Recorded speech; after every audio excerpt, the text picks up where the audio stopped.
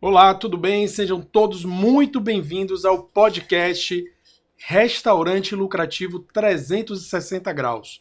Hoje a gente vai estar falando sobre um tema muito importante para donos de bares, restaurantes e similares, que é estratégias para aumentar a lucratividade. Afinal de contas, quem é que não quer aumentar a lucratividade? Eu me chamo Cássio Sacerdote, sou consultor empresarial e hoje, como convidado, a gente vai ter o meu grande amigo Paulo Neto, contador, o homem dos números. Seja muito bem-vindo, Paulinho.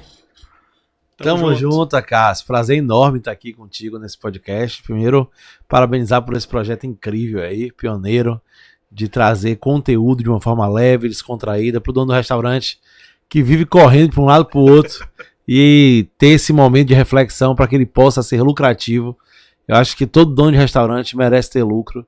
E o seu trabalho e esse conteúdo vai ser muito enriquecedor para esse cara aí. Maravilha, meu velho.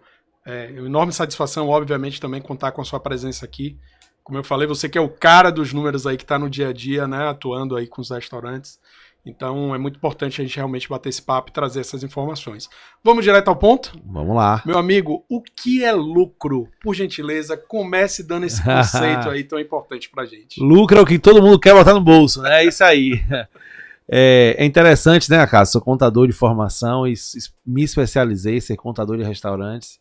E as pessoas têm uma ideia distorcida. Eu acho que a primeira coisa é desassociar lucro de receita. As pessoas pensam assim, pô, faturo 100 mil reais. No psicológico dela é que elas ganham 100 mil reais, ela bota no bolso 100 mil reais. Não. Lucro é a parcela residual, né? É o que sobra depois que a receita é abatida dos custos e das despesas. Então, tudo que você fatura é receita, aí você tem custos, que é aquilo que é inerente à receita, despesas são outros gastos, desembolsos, que também são inerentes à receita, mas não diretamente. E aí, lá no final, depois que paga os impostos, a gente tem o lucro, né? E o lucro é o objetivo de todo dono de negócio, de todo empreendedor. Costumo falar que o empreendedor merece ter lucro. Empreender no Brasil é algo desafiador. Você tem que ser corajoso, né? Tem que ser corajoso. É você lutar contra um sistema tributário perverso, não ter apoio do governo, não ter um apoio do sistema financeiro nacional, né? Porque o crédito não é tão fácil o acesso. Muitas vezes lutar contra o não entendimento da sua família, dos seus amigos, sobre sua rotina. Costumo falar que o empreendedor é um lobo solitário muitas vezes e ele merece lucro, né? Lucro é a razão de existir de toda empresa. Se a sua empresa não está dando lucro, alguma coisa está errado. Então é um indicativo, é um indicador, é um número que a gente tem que ter o conhecimento, a ciência dele e a gente tem que controlar ele. Como eu falei, tem uma frase que eu gosto bastante que faturamento é vaidade, lucro é sanidade. Né? Boa, e caixa é rei. Caixa é o dinheiro. Porque muitas vezes você está com lucro, sim, mas você não tem dinheiro. Pô, como assim? Pô, você tá com lucro porque você vendeu mais do que você comprou, mas você não tá com dinheiro porque naquele mês você fez um investimento no imobilizado, você comprou o seu estoque. Sim. Então são três conhecimentos muito diferentes que as pessoas misturam muito, né? Que é faturamento, é quanto eu vendi, lucro é quanto sobrou do que eu vendi, e muitas vezes o que sobrou do que você vendeu não vai estar no caixa. Dono de restaurante, por exemplo, vai estar lá na conta do iFood para receber na quarta-feira, vai estar no cartão de crédito com D mais 30, no débito com D mais 1, tá no estoque, tá no investimento que você fez dentro da sua operação. Então, lucro é gostei que você começar a falar nisso. É o que todo empreendedor merece, precisa, tem que ter, mas ele tem que ter essa ciência do que de fato é lucro. Verdade, Paulinho. Esse é um tema muito sensível, né? Quando a gente fala em relação ao lucro, porque de fato o que a gente vê na prática é que muitos acham que estão tendo lucro, não é verdade? Você sente isso também, você percebe que tem a falsa sensação de que está sendo lucrativo, mas quando vai ver no final das contas, não acaba sobrando dinheiro, né, meu amigo? Essa sensação é uma sensação que a economia traz de percepção mesmo, porque você vendeu, entrou o dinheiro. Sim. Só que circula muito dinheiro, exatamente, né, entrou o dinheiro, só que aquele dinheiro vai sair, porque nem todo aquele dinheiro, você vende um prato que você custou ali, digamos, você vende um prato por R$70, te custou R$25 para fazer. imediatamente você faz a conta. Pô, 70 menos 25, eu tenho aquilo Sim, ali sim. de lucro. Ainda não, Sim, sim. porque ali são os custos diretos, mas o dinheiro entra de vez, Sim. 70 entra de vez. Você tem que separar a parte do fornecedor, tem o imposto, tem a mão de obra que não está ali direto, tem as outras despesas que não está ali direto, a necessidade de investimento que não está ali direto. Legal. Então, é interessante, mas muita gente tem essa ilusão, né? Que, principalmente em associar faturamento e lucro. A gente tem um case, inclusive, que o cara ele faturava, para ser preciso, 640 mil reais e tinha prejuízo. Sim. E o trabalho que a gente fez, entendendo os números dele, ele aumentou o preço do produto dele, efetivamente deixou de vender um pouco, caiu para 400 mil reais de faturamento, despencou Sim. o faturamento. Só que teve lucro. Deu resultado melhor. Porque agora ele tem ali um resultado direto, né, do lucro daquele prato de fato. Então, muitas vezes, esse jogo do faturamento leva a pessoa a querer faturar mais, faturar mais, faturar mais, faturar mais, faturar mais. E é exatamente aí que tem um problema. Quando você fatura mais, você precisa de mais funcionário. Quando você fatura mais, você paga mais imposto. Quando você fatura mais, você paga mais insumo, mais custo. Então, entender o lucro é de fato importante para você ter segurança e ter clareza na tomada de decisão. Legal, Paulinho. E assim, aproveitando esse gancho, como é que funciona essa proporção, né? A gente sabe que a gente tem dentro de uma precificação, dentro de um valor final do faturamento, percentuais, né, para cada coisa. Então, CMO, CMV, custo fixo, variável, lucro. Como é que tá essa média, Paulo, no mercado hoje da área de bares e restaurantes? É um número mágico que todo mundo quer para perseguir, né? Uma média. Todo mundo quer saber, pô, quanto é e tal. É a pergunta que todo mundo faz. Certo. Qual é a margem e tal? Em geral, os negócios de gastronomia têm uma margem de lucro de 10 a 20%. Uma margem de lucro líquido lá de 10 a 20%. A gente tem cliente que tem 30, 29, mas é muito difícil. É algo assim desafiador ele ter essa lucratividade. Em média, a gente está falando de 10 a 20%. Pô, isso é bom? Depende. Se você fatura 10 milhões de reais, até 1% é um dinheirão. Mas se você fatura pouco, sua margem de lucro tem que tender a ser maior para o negócio ter sentido, né? Ter equilíbrio. Mas normalmente são números básicos que eu gosto de trazer. Pô, não fixe no número total da lucratividade, mas pense o seguinte: em geral, você vai ter aí de 50% a 65% do seu faturamento composto por duas rúbricas, que é o CMV, que é o custo da mercadoria vendido, e o CMO, que é o custo de mão de obra. Se você me pergunta, pô, o CMV ideal para pizzaria é qual? Depende, porque tem uma pizzaria mais pomposa, tem uma pizzaria mais popular, tem uma pizzaria delivery. Mas normalmente a soma do CMV, que é o custo da mercadoria vendida, e o CMO, que é o custo da mão de obra, juntos eles não devem passar de 55% a 65%. Se passar de 65%, você nem terminar de fazer conta, porque eu sei que está dando prejuízo. É o famoso custo primário, né? Isso, é o custo primário, o prime cost. Tá. Aí é importante você comparar com o mercado. Uhum. Aí é importante, pô, esse mês meu prime cost deu tanto. Isso é mais preciso para te dar garantia. Do que isolado, né? Do que isolado. Porque às vezes você tá com CMV que tá bom, mas o custo de mão de obra tá ruim, ou o contrário. Tá com CMV ruim, mas o custo de mão de obra é bom pelo tipo de negócio que você escolheu. Então, o prime cost é um número. E a lucratividade em média do mercado, né? A gente atende um número grande de estabelecimentos e está próximo de outros players, como a Food Quality, e a gente conversa muito. E é isso que tá, né? Tá entre 10% a 20%. Eu falo que a gente não deve estar menos que 15%. Sim. Menos que 15% é melhor aplicar o dinheiro na bolsa de valores e ter mais tranquilidade. Porque dá muito, áreas, talvez, porque dá muito trabalho o negócio de food service. Mas tem negócios que a tendência é ser menor, mas o faturamento é maior. Sim, sim. E aí entra o equilíbrio disso daí. Então, em torno de 50%, 50% a 60% prime cost. O prime cost, né? CMV mais CMO. O prime cost é bom administrar até 55%. Até 55%. A gente fala isso. Se o CMV for 30%, no máximo cabe um CMO de 25%. Se for 35%, aí eu tenho que compensar para um CMO de 20%. E aí vai. E aí os outros custos... Os outros custos acompanham, né? Normalmente você vai ter um custo tributário de até 10%, né? Aí depende muito do seu regime tributário, do planejamento tributário. É por isso que você precisa de um contador especialista para você tá aí tudo direitinho. Verdade. Mas fica a dica. Os custos tributários estão ali em torno de 10%. Aí você tem aí custo financeiro em torno de 2%. Você tem custo de marketing, administrativo em torno de 5%, é a média do mercado. Infraestrutura, se for uma loja de rua, de 7% a 10%. Muito possivelmente, se for uma loja de shopping, vai ser de 10% a 15%. E os principais são isso aí, né? Tá dentro de infraestrutura, obviamente, gás, água, energia elétrica, né? Tá dentro da infraestrutura. Despesa comercial, sim, você pode estar aí gastando de 2% a 4%. Não menos que isso, a não ser que seja muito consolidado, não precisa gastar.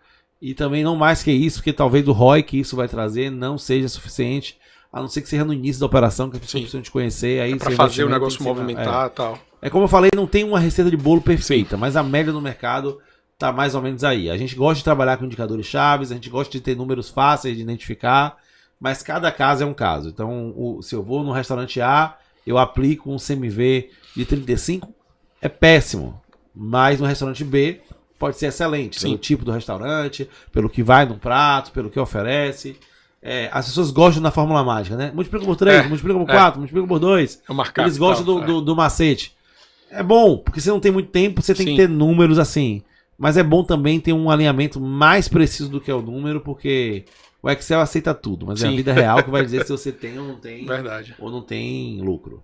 Verdade. E esse lucro, Paulo, assim, a gente vê, como a gente falou um pouco mais cedo, a gente vê muito proprietário fazendo aquela conta rápida e prática, né? Faturamento menos custo igual a lucro. Qual é o risco do empresário, do proprietário, fazer essa conta prática, pegar esse dinheiro e fazer uma retirada? Afinal de contas, o lucro, ele é possível fazer retirada para o proprietário, ou o ideal é que ele coloque isso em um prolabore? O que é que você recomenda para a gente? Exatamente. Primeiro, é bom você trazer um conceito, né? Você trouxe o conceito aí. Faturamento menos custo igual a lucro. Faturamento menos custo é igual a margem de contribuição. Para chegar no lucro, eu tenho que tirar as despesas. Sim, sim. E qual é a diferença de despesa para custo? Eu costumo falar assim, custo está no prato. Está no prato é o custo, né? Se você vende pizza, é a farinha de trigo, é o fermento, é o recheio, a mussarela, aquilo ali é o custo. Mas tem outras despesas. Você paga contabilidade, você paga sistema, você paga aluguel, você paga energia, você paga gás, que não está diretamente ali. Então, envolvido ali, né? Margem de contribuição é muito importante entender, que é um indicador muito bom, porque margem de contribuição diz assim, posso ou não posso. Por isso que não é margem de contribuição, é quanto aquele produto contribui para que eu tenha resultado. Então, por isso que é margem de contribuição, é receita menos custo. Lucro tem as despesas. E uma das despesas é a despesa com sócio. Sim. Porque a gente tem que olhar, se o sócio trabalha no negócio, ele precisa receber salário igual o outro funcionário. Sim. Porque senão você é o funcionário mais o funcionário mais difícil da sua empresa, né? Não ganha dinheiro ainda. Que não ganha dinheiro. É o pior emprego do mundo. Trabalha, não ganha dinheiro. A sua empresa pode ser o pior emprego do mundo se você não se policiar e entender. Né?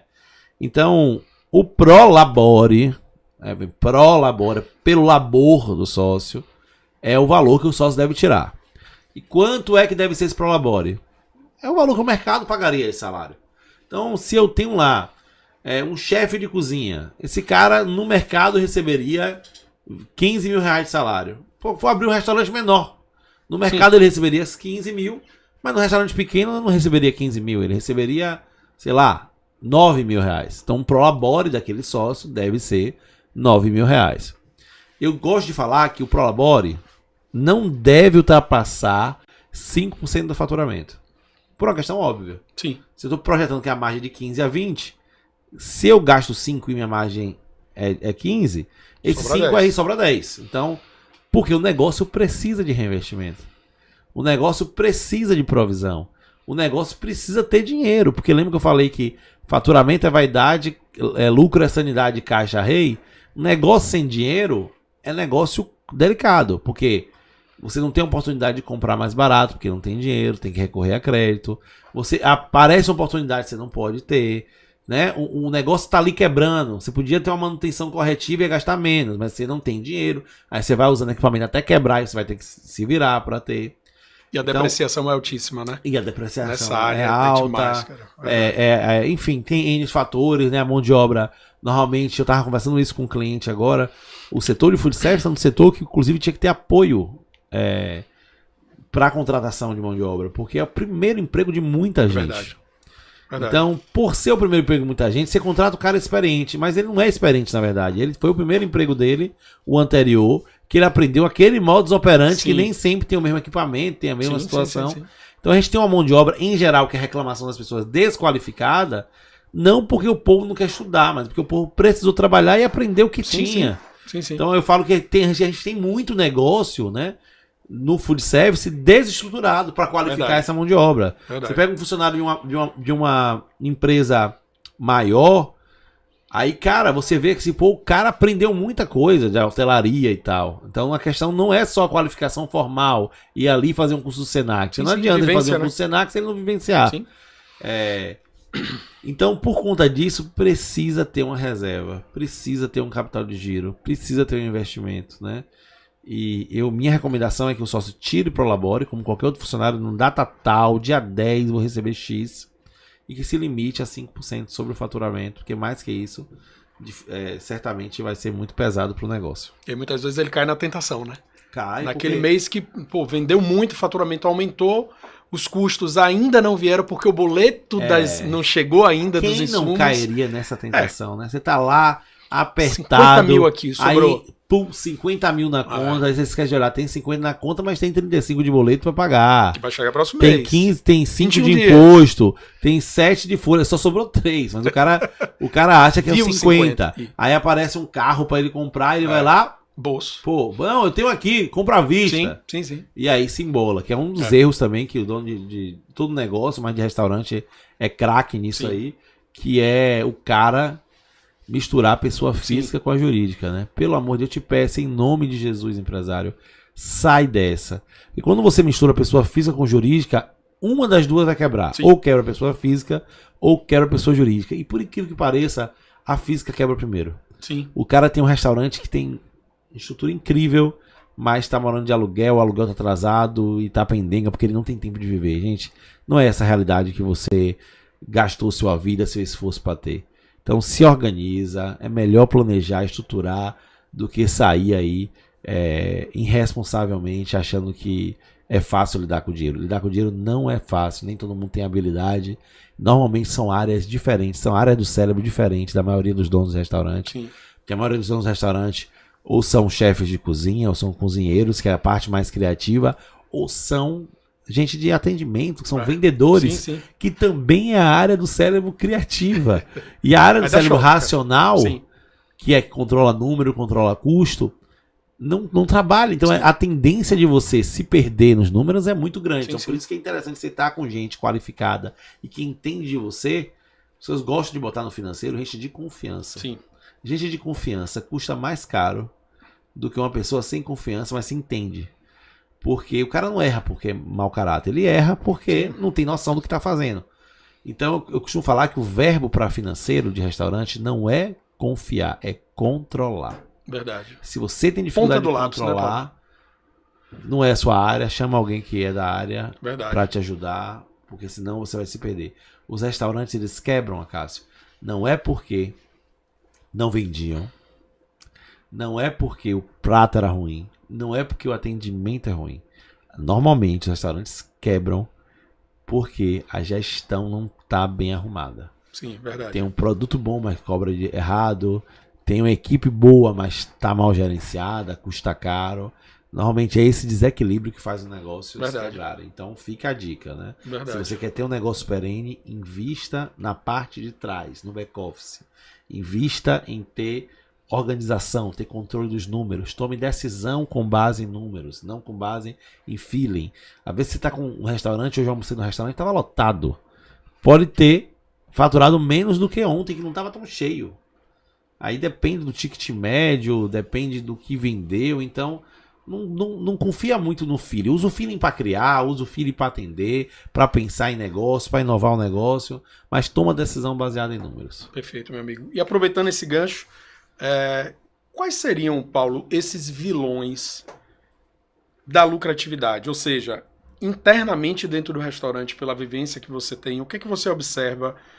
Qual dessas áreas, você já citou algumas, mas atendimento, gestão financeira, RH, eu sei que não é só um fator, né? São vários. Mas você poderia citar para a gente aí pelo menos 2 ou 3 fatores cruciais para que o proprietário muitas vezes não consiga ver essa lucratividade chegando? Pronto. Primeiro, precificação errada. Sim. Precificação errada. Vamos falar já sobre isso. Precificação errada é o primeiro fator. O cara precifica, só Deus sabe como foi que ele achou aquela precificação. Uhum. Segundo,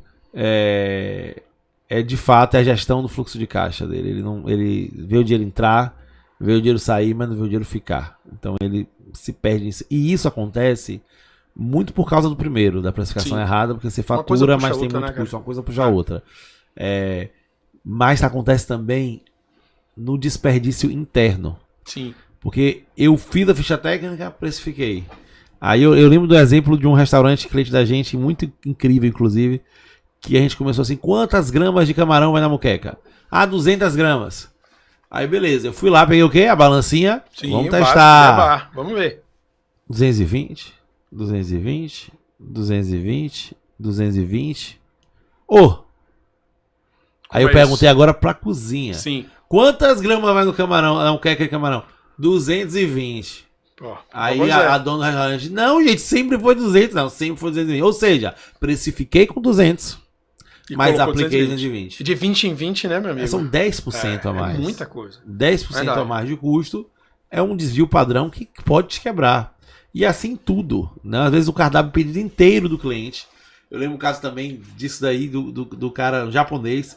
A precificação tá errada, vamos aumentar. O sushi man falou assim, não, aumentou o preço, vamos caprichar mais aí pro cliente não reclamar.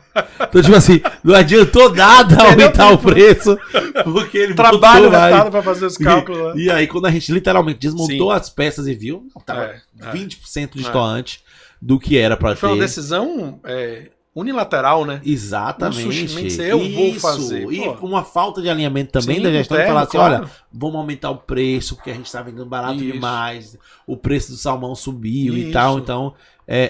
a gestão financeira bate nisso. Comunicação, né? No prejuízo e pessoas. Sim, sim. Gente errada no lugar certo, no lugar errado, gente certa no lugar errado. A improdutividade, né? Porque a gente tem uma mão de obra. Porque qual acontece? Todo restaurante tem um horário de pico. Sim. Organizar a escala, né? Plano de cargos e salários certo, azendar um negócio pra gente conseguir. Eu acho que são os 3, né? A precificação errada, a gestão do fluxo de caixa, muito por conta da gestão dos insumos do CMV e a mão de obra. Eu acho que esses aqui estão. Né, e tem um quarto que talvez teria, que aí tem a ver muito com planejar, que é quando o cara tá numa estrutura que ele não consegue atingir um ponto de equilíbrio. Para que vocês lembram que eu falei que 10% é infraestrutura? Sim, sim. Pô, então se você aluga, tem um aluguel ali com energia e tal, gasta 15. Se você vender já, né? menos que 150 mil, isso vai ser pesado. Mas você, às vezes, por vaidade, por não querer abrir mão, sustenta uma operação no lugar que a infraestrutura dele não é compatível com a receita que ele pode trazer. Sim, sim. E você não vai conseguir nunca faturar 150 nesse seu lugar, porque o potencial de receita é 100. Então tá no lugar errado. Sim. Então isso daí talvez seria a quarta coisa aí de o cara começar no lugar errado por não planejar, não projetar isso dentro da capacidade de faturamento que aquele lugar pode trazer. Maravilha, Paulo. E aproveitando também para a gente falar sobre um ponto assim, pandemia, né? A pandemia chegou aí em 2020 fazendo de fato uma revolução, né, para os empreendimentos gastronômicos. Não só para essa área, para todas, mas o que a gente viu principalmente foram restaurantes fechados, né? Muitos fecharam 100% porque não tinha operação delivery. Com o tempo tiveram que se ajustar para montar uma operação delivery, mas até isso acontecer precisou de investimento muitas vezes, porque a estrutura não era montada. E aí vieram faturamento baixo, poucas vendas, e o custo fixo de bar e restaurante a gente sabe que é muito alto, né? Então, aí vieram os passivos, né? Hoje, como é que você vê essa realidade, Paulo? A gente está falando de lucratividade, não tem como falar de lucratividade sem falar desses passivos. Onde é que entra esses passivos, meu amigo? Porque muitas vezes o restaurante está sendo lucrativo, porém não sobra porque tem muito passivo. Como é que você consegue categorizar isso e ajustar, meu amigo? Me ajude nisso. Eu acho que é uma dúvida de quase todo mundo aí que tá, né, com algum problema em relação a passivo, cara. Isso é importante, assim. Capital de terceiro, dívida, não é ruim, não. As empresas mais valiosas do mundo são as que mais devem. Verdade. Né? Você ia falar assim, saiu a lista da Forbes ontem. Tá lá. Banco Safra, olha o passivo do Banco Safra. Não tem nenhuma empresa que não tem. Então, perfeito. A questão é entender que a amortização desse endividamento tem uma capacidade. É tudo muito simples, a gente complica. Se você for financiar um carro, você tem um salário fixo. Tem aquela parcela que cabe dentro do seu orçamento. Não deixou de ser salário. Sim. Só que você antecipou a realização desse salário comprando um carro financiado e agora está pagando a parcela que vai ter juros. Quanto maior o tempo, sim, mais pesado fica os juros na conta total. O que aconteceu na pandemia é que as empresas precisaram recorrer a capital de giro de terceiros, a endividamento, que não é a única forma, também você pode ter um capital próprio, entrar sócio, perfeito, fazer. É bom a gente abrir esse horizonte que as pessoas acham assim, poxa, que a única saída é empréstimo e aí se recorre a cada empréstimo extorsivo. Verdade. Abusivos, de juros alta, banco, aquele negócio, quando você mais precisa dele, mais ele te castiga, né? É uma lógica inversa, né? Você está endividado, devia te dar uma condição melhor. Aí fecha as portas. Quem tem muita condição consegue uma condição melhor. Mas é esse sistema financeiro nacional que a gente tem, não adianta lutar contra essa maré. É assim no mundo inteiro. E no Brasil é um pouco pior. Mas o que é que você faz? O lucro é do lucro que a gente vai pagar a parcela dos empréstimos. Então, se eu tenho... Aí eu gosto de falar assim, faz a conta invertida. Se eu tenho 20 mil de parcela de lucro, meu amigo, você tem que ter pelo menos uns 30, 40 mil de lucro para bater os 20 mil da parcela do empréstimo. Então, assim, faz a conta ao contrário. Se eu quero continuar tendo 20 mil de lucro, mas agora eu tenho 15 mil de empréstimo. Então, não é mais 20 mil de lucro. Eu tenho que ter 35 para eu pagar os 15 com lucro e fingir que o meu lucro continua o mesmo. E não necessariamente aumentando o faturamento. Mas na última linha do que importa é a última linha do DRE, não é a primeira. Sim, claro. A primeira, às vezes é importante ter a primeira para você conseguir ter espaço. Por exemplo, você tem uma margem de lucro, ela é percentual, né? É 10, ela não consegue sair do 10%, você precisa, você fatura 200 mil, precisa de 20 para pagar empréstimo. Então tem que virar 400 para virar 40 e fazer. Mas quanto maior o faturamento, mais difícil é para você manter a margem de lucro. Não tem como... É a fórmula mágica, né? Aumentar o faturamento e aumentar o lucro. Mas normalmente o aumento do faturamento pressupõe um investimento. Que é uma despesa mais... E aí o lucro não acompanha a mesma coisa. Mas a dica é essa. É saber separar. Receita, lucro é o que vendeu menos o que custou para vender aquilo que eu vendi. Decisões erradas do passado não podem ser cobradas agora. Então eu tenho que... Concordo. Como é que eu tô falando isso? Então o empréstimo não foi para esse mês. Então ele não pode assumir 10 mil reais de empréstimo esse mês. Depois que você chega no seu lucro, é que você vai bater as atividades de investimento e de financiamento que você fez. Então faz a conta ao contrário. Para eu ter tanto, eu preciso ter tanto. E aí vive esse plano de ação para você conseguir. O que aconteceu? Que as empresas saíram mais endividadas, mas também, gente, a pandemia foi ótima. Foi uma benção a pandemia. Em um momento de crise que a gente fecha as torneiras, que a gente aprende a lidar com coisa que a gente achava que precisava ter 10 garçons. Olha, com 7 tá rodando, com 8 tá rodando. E até melhor às vezes, né? Tá rodando melhor às vezes. Eu precisava ter esse serviço, ter isso, ter aquilo. Você vai renegociando. Então, assim, foi bom a pandemia. Para demitir quem você não tinha coragem de demitir. Agora você tem desculpa de falar que da pandemia. Foi boa para você jogar esse jogo.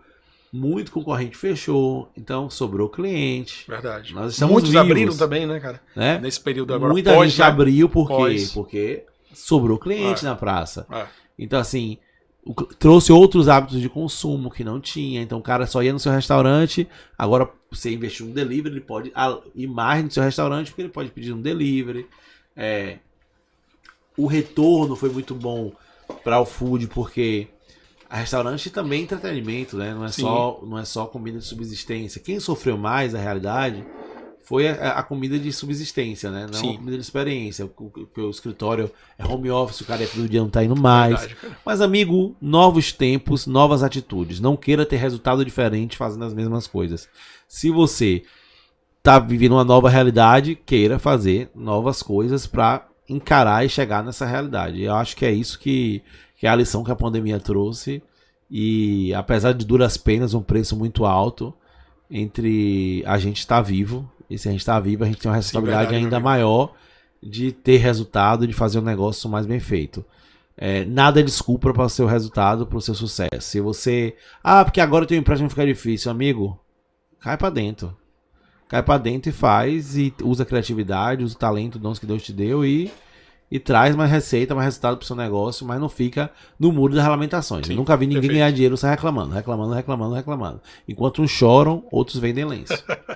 Ótima frase. E a gente tem visto isso de fato, né, Paulo? Assim, cenário atual, mudanças econômicas, mudanças políticas, isso gera, de uma certa forma, um certo medo, né? E para uns o medo é um desafio, para outros o medo trava, né? Então a gente tem percebido isso no meio empresarial, boa parte dos empresários com esse receio, com esse medo em investir, né? E ao mesmo tempo a gente vê outros extremamente agressivos e aproveitando essa oportunidade para investir, né? Dentro da sua base que você atua de clientes, você está percebendo perfis de empresários mais agressivos ou um pouco mais cautelosos nesse momento agora? Eu costumo falar assim que a pandemia zerou o jogo, né? Zerou o baba. Aqui na zerou Bahia baba. A gente chama de baba, né? A pandemia zerou o jogo. Massa. E não temos mais histórico. Então não adianta comparar agora com 2018. Não, é a partir de agora. Cara, eu recebi anteontem uma mensagem do cliente que bateu recorde de vendas em março. Passou dezembro. Então, é um novo cenário. Verdade. E é um período, né? Tipicamente baixa. É um novo cenário. Bateu dezembro, melhor dezembro, não bateu março desse. Sim. Por quê? Porque não tá acomodado, tá sacudindo, tá fazendo, tá acontecendo. Onde você coloca o foco, expande. Você falou aí dos clientes. Graças a Deus, nossos clientes sofreram. A maioria dos nossos clientes é alta gastronomia, não adapta ao delivery. Sim, verdade. Né? Até tentaram, mas... Tentam, um delivery mais caro, não é a mesma delivery coisa, cara. de experiência que é custoso, e o cliente não pede tanto. A maioria dos nossos clientes são melhores do que antes da pandemia. Por incrível que pareça. Em tudo. Né? Faturamento, operação, faturamento, lucro, por incrível que pareça. Obviamente... hoje continuam temerosos, né, em investimentos e tal. Sim. A taxa de juros ainda alta no nosso país faz com que isso trave, né? Mas... é uma loucura, né? Taxa de juros alta. Eu não sei se é a gente que ajuda os clientes a ganharem inflação dinheiro. alta. Pois é. É uma loucura isso. Inflação alta e não é inflação. Quando você fala assim, a inflação aumentou 10%. Amigo, para restaurante, no mínimo é 20%. Porque o que mais oscila é alimento. Verdade. Que é diretamente o que o restaurante consome. Tá na ponta ali. E você não pode repassar porque tem uma limitação do seu cliente. Então, se você olhar a inflação, é muito mais danosa pro dono do restaurante. E eles absorveram, né, cara? Tiveram que absorver, né? Quem responde rápido chega na frente. E aí, com criatividade, entender o cenário e fazer. Não sei se é porque a gente assessora os clientes saem melhor, mas meus clientes, óbvio, teve dificuldade, teve gente que fechou. Graças a Deus, a gente só perdeu um cliente na pandemia. E já ia fechar, aproveitou a pandemia como desculpa para fechar. Já tinha muitos problemas, né? Provavelmente. Já tinha muitos problemas, foi muito desafiador. Mas a partir daí a gente vive... o cenário em geral não é bom. Não vai falar o cenário não. O cenário em geral não é bom ainda, o cenário de retomada. Mas, gente, pelo que a gente já viveu, a perspectiva minha é sempre otimista de que dias melhores virão. Sim, perfeito, meu amigo. E para a gente fechar aqui o nosso podcast... obviamente, se a gente deixar aqui, a gente fica um dia, amanhã. 2 dias, né? Falando sobre esse tema. Esse tema é gostoso, é um tema que requer muita atenção, é um tema que a gente precisa falar mais sobre isso, na verdade, né? Então eu gostaria de saber, de ouvir de você, Paulo, 3 dicas assim essenciais, talvez para quem esteja em um momento, em uma fase agora em que esteja pensando talvez até em fechar o seu negócio, que esteja temeroso, que esteja ali reavaliando os processos e de fato se vai continuar ou não. 3 dicas, Paulo, assim, para dar um ânimo nesse empresário. Vamos lá. Primeira dica, saia da escuridão. Tenha clareza. O que é isso daí? Para com a informação que você tem e levante seus números. Malmente você vai ter ali um faturamento, você vai ter um custo de compra, mesmo que você não tenha inventário, que não apura o CMV, mas saia do escuro. Sabe aquela história do cartão de crédito estourar e você não querer nem ver a fatura? Não adianta em nada. Verdade. Então você não Perfeito. se debruçar dentro dos seus números, não vai te adiantar em nada. Então a primeira dica é, se dedique. Se você não tem expertise, busque alguém que tem expertise, mas se dedique. Não negligencie isso daí. Tão importante quanto cuidar do caixa é cuidar de outros números do restaurante. Cá entre nós, onde menos você pode perder dinheiro é no caixa. Sim. Cada vez mais pessoas usam cartão de crédito hoje, Sim. cartão de débito, então foque em ter a clareza dos números. Então o primeiro ponto é isso daí. É hora de arrumar a casa. Então vamos lá, quanto é que eu tô faturando? E aí depois, gente, refina. Quanto eu faturo por dia, por turno, ticket médio, mas parte de um número global. Segundo, vai para ação. Não adianta também ficar gastando tempão, fazendo curso, fazendo isso, fazendo aquilo, e não ir para ação. O que move é ação, é o plano de ação. Então vai para ação. Faz um plano de ação mesmo. Poxa, vou olhar a minha precificação. Pô, não, ficha técnica vai demorar? Beleza, o bom é inimigo do ótimo, eu falo. Então não vai para a ficha técnica não. Qual é o item mais caro do prato? Pelo menos chega no custo do item mais caro do prato, da proteína. E aí você vê, cara, se só de proteína, normalmente é isso que a gente escuta, se só de proteína eu gasto isso, realmente eu estou precificando errado.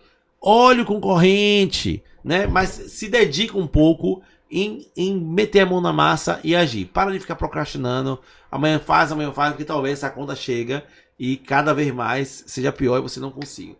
E a terceira coisa, que eu acho que é a mais importante, é não desista e não feche. Porque mesmo que isso não seja um negócio bom, não tem negócio bom que não possa melhorar.